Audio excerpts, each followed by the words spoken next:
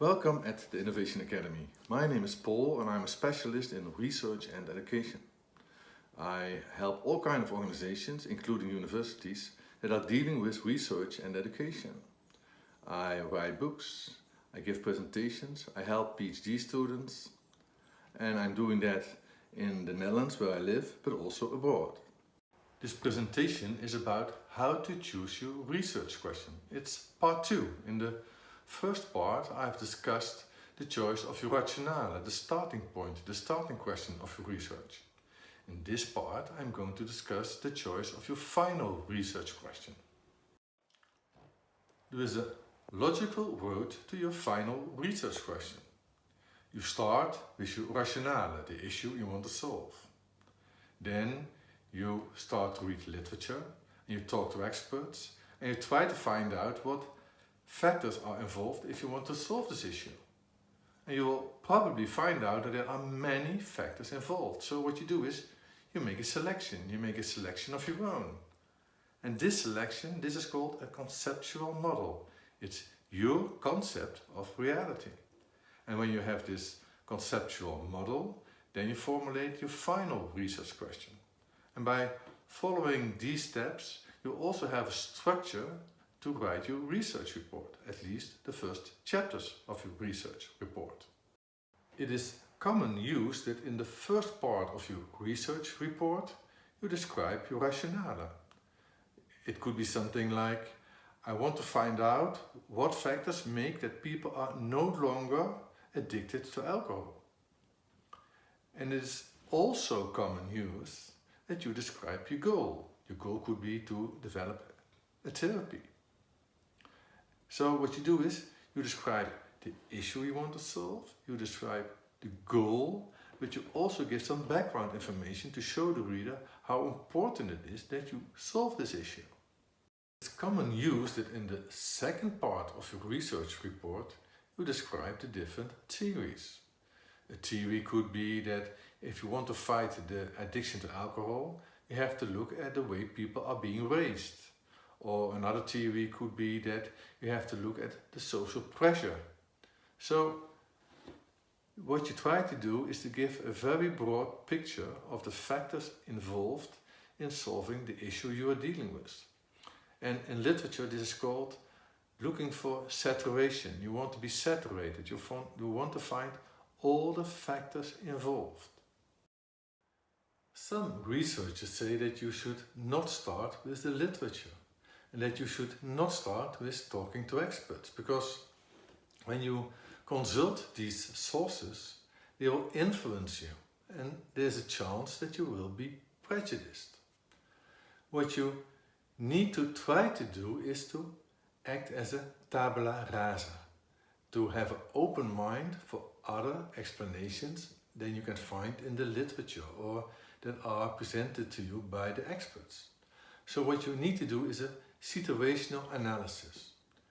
Talk to the people being researched. Read their newspapers, watch their TV programs, and try to understand why they behave as they behave. And maybe you will find an explanation. And then when you're ready with your situational analysis, then you go to the experts and then you go to the literature and you ask yourself the question, can I find additional explanations why these people behave as they behave? The first step in the research is to formulate the rationale and the goal. In our example, the rationale is what factors make that people are no longer addicted to alcohol. And the goal is to come up with therapy. The second step in the research is to make a situational analysis. If you believe that every situation is different and if you believe that you should keep an open mind, that there are always factors that are not mentioned in the literature but that might be important to solve the issue you are dealing with, then you perform a situational analysis. And especially the researchers from the interpretative tradition and the action research tradition believe that this is really important. The researchers from the empirical analytical tradition, they find this less important. They don't think this is very important, and often they skip this second part of a research. In the third part of a research, people do a literature review. And no matter what kind of researcher you are, everyone does a literature review. And you try to find out what's already known about the issue you are dealing with. You try to find out what are the possible causes of the issue you are dealing with. And why are these steps important? Well, these steps are important because you have to show the reader that you are an expert. And you have to show the reader that you build further on the present knowledge, because that's one of the essences of science, to build further on the present knowledge. And then you get a lot of possible factors that are important in the issue you are dealing with. So when you found all the possible causes, this is called saturation. But the aim of research is not saturation. The aim in research is parsimoniousness, to try to find out what are the most important factors. So you start with the goal that you want to be saturated, and when you are saturated, when you have found all the possible causes and you have described them in your research report, then you try to narrow it down to the most important causes. How to get from saturation to parsimoniousness. How to narrow down the factors you have found in your situational analysis and or your literature study. There's not one answer, but there are considerations, some reflections that might help. Take a look at the type of variables you have found. And you have probably found background variables. Variables like age and gender and religion. But suppose you found a statistical relation between age and being addicted to alcohol. Then it still doesn't mean that age is the cause of being addicted. Maybe people get older, maybe people are more likely to be stressed, and maybe stress is the cause of getting addicted to alcohol. They found a statistical relation between the number of storks and the number of babies. But it doesn't mean that the storks are the cause of the babies. And they found a statistical relation between the price of the hamburger in a country and how much you can buy with your money in a certain country. But it doesn't mean that the price of the hamburger is the cause. A second consideration has to do with the so-called explanatory variables. Suppose there's a statistical relation between stress and being addicted to alcohol. Then it still doesn't mean that stress is the cause of being addicted to alcohol. Maybe people go to their work and they get more stressed, but they also get more tired. And when you get tired, you need a drink. So maybe getting tired is the cause of being addicted to alcohol. As they say in research, there are lies, there are big lies, and you have statistics. A third consideration has to do with your way of working. Some people believe that you have to start with a theory and then you come up with a prediction. And you can test this prediction with calculating a correlation.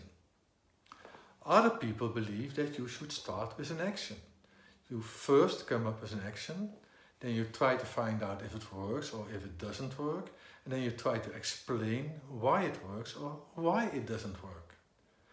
The first way of working, coming up with a correlation and testing this correlation, is called direct testing. The second way of working, starting with an action and trying to find out why it works or why it doesn't work, is called indirect testing. The process of working from saturation to parsimoniousness ends in the selection of some factors. And these factors are the ones that you believe are the most important ones to solve the issue you are dealing with. Suppose in our case we have selected two factors, social pressure and education. So we believe that these two factors are the most important ones to solve the issue of being addicted to alcohol. And once you have formulated this conceptual model, then you can start to formulate your research questions. There are 3 ways to formulate your research questions. The first way of coming up with your final research question is the empirical analytical way. In this way you take your conceptual model, you deduce a hypothesis from it and you test this hypothesis, you test this prediction. In our case we could have a prediction like people drink more alcohol if their friends drink more alcohol. Or we could have a prediction like people drink less alcohol if they know more about the negative effects. This way of working is called direct testing. You just gather some information and you try to find out if your predictions are correct. And in this way of working, people say that the people being researched are the objects of research.